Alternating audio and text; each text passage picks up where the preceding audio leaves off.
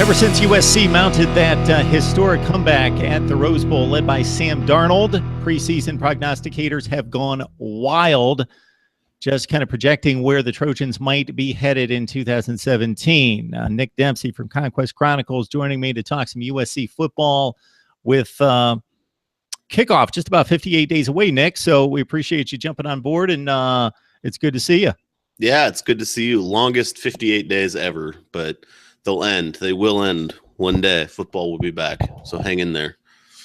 So this team lost quite a bit, as is typical among the elite in college football. Or guys go early to the NFL draft. It happened to the Trojans. But with all the talent coming back and with arguably the best quarterback in the country and all that momentum from what we saw the last 10 or 11 games of last season, people are excited in Trojan Nation to see this team take the field and possibly contend for a national championship.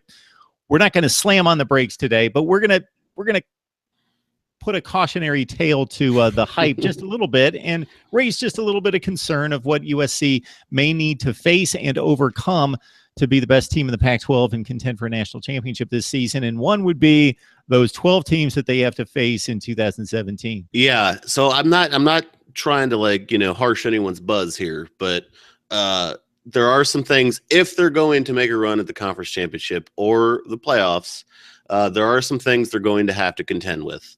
And the first one is the schedule, and it's brutal. And it's not just brutal for the teams they have to play.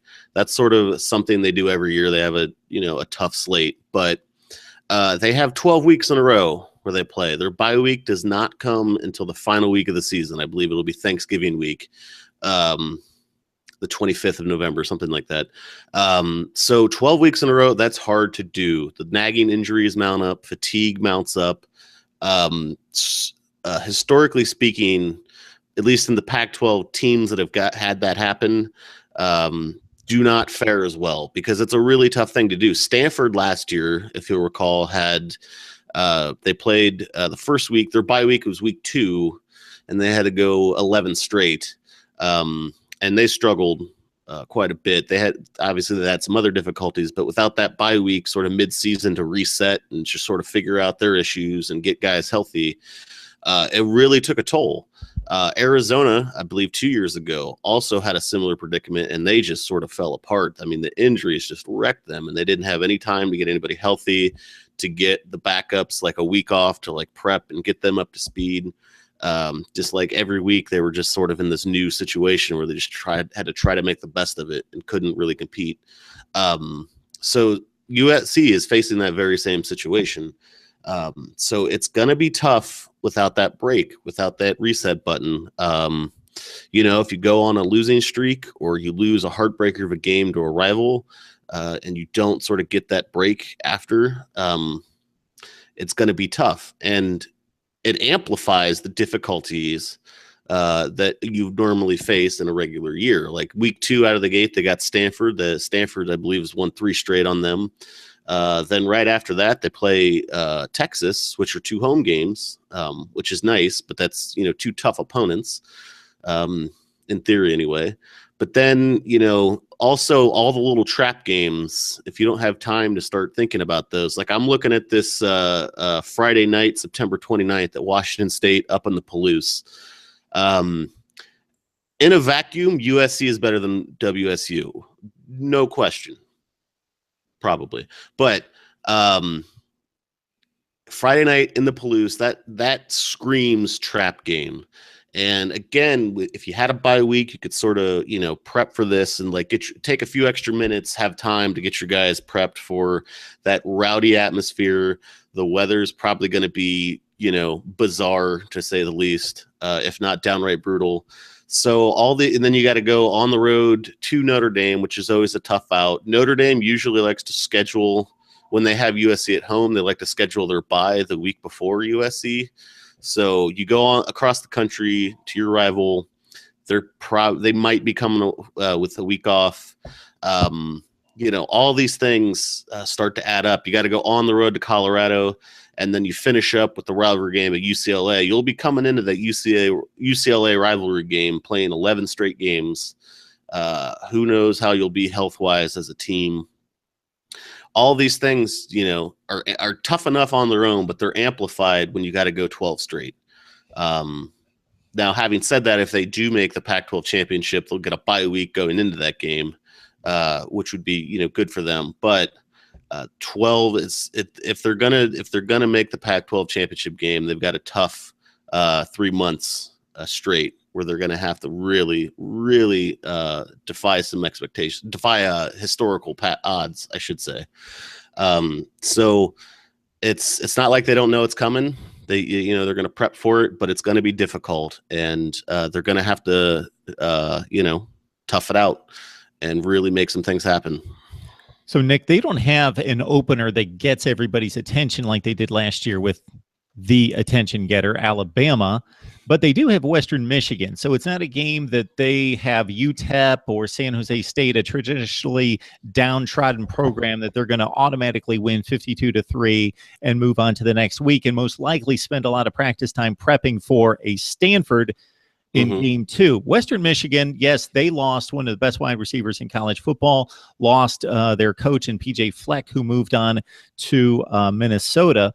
But I think we've seen it with Boise State, with a few other programs like that, where they're strong programs. And even though the first coach that got them onto the scene and made the mark moved on, they still stayed in place as a strong program. And I've got a feeling, based on what I know, what I've heard of the Western Michigan situation, we could see the same thing out of them, that even though PJ Fleck is the guy that put them on the map and he's moved on, that it may stay a pretty strong team.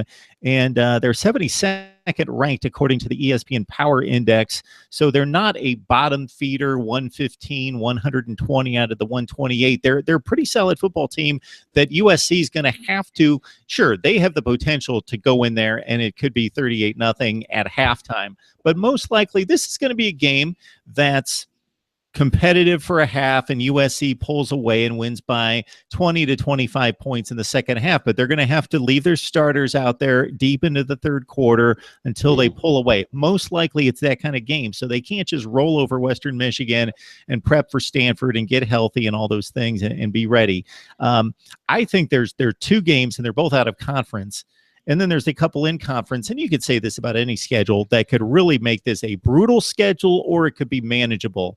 Is Texas going to take an enormous leap, as many expect them, with Tom Herman? So are they 5-7 Texas from 2016 that USC is significantly better than? Or are they the chic pick that a lot of people have as contending for a Big 12 championship, and maybe more like a 10-2 team or a 9-3 team this year, Texas, that makes that a monumental kind of game? Same thing with Notre Dame going on the road. Are they taking on the team that couldn't hold an opponent under 50 points a half? It seemed last year Notre Dame was awful on defense. Oh God, yes. And of course USC took them to the house in the second half last year. Or does this Notre Dame talent that we've heard so much about, that's been recruited in the top 10 or 15 in the nation, is this going to be a really good Notre Dame team? And then in conference, is UCLA back at it? Are they back to being a 9 or 10 win team? Or which I would expect them maybe not to be quite that good, but they're not the 2-7 in the conference and 4-8 team that we saw last year. I expect UCLA to be significantly better. And I think Arizona State's, to a lesser degree, a bit of a wild card. They could be a tough out, or USC could roll over them if they're anything what they've been the last 1 to 2 seasons. Yeah, Arizona State is definitely confusing. They started out red hot last season. I believe they were 4-0, and then they just sort of fell apart. UCLA just seems to keep getting hit by injuries, and year after year, it just seems to be, significant players, several of them every year. So, they've got talent, but can they stay healthy, I think is my concern there. And I would put Colorado on that list. Are we talking about the same Colorado that won the South? Or are they, returning to form or regressing to the mean, if you will? So that could be interesting. They got to go on the road there. It's not easy for a team in LA to go up into the mountains and, play in what'll probably be pretty cold by that point in the season. And, on the road in general is tough. And if this is a good, 10+ win Colorado team, that's another tough out. So this, this could turn ugly schedule wise, or it could turn very beneficial for USC. And, it's all speculation in June, but as we get further into September, that'll start to flesh itself out, and we'll kind of be able to see, okay, this is what we're really dealing with schedule wise. But the one thing we do know is that 12 straight weeks is going to be a killer, and how they manage that, is, I think, going to go a long way towards their success and whether or not they reach their goals. And it seems so far not many coaches, at least in the Pac-12, have been able to figure out how to manage that without some adverse effects. So that's my biggest concern schedule wise. Any one of these teams in a vacuum, I could see USC beating, but when you start to add in all these other things, it's going to get concerning.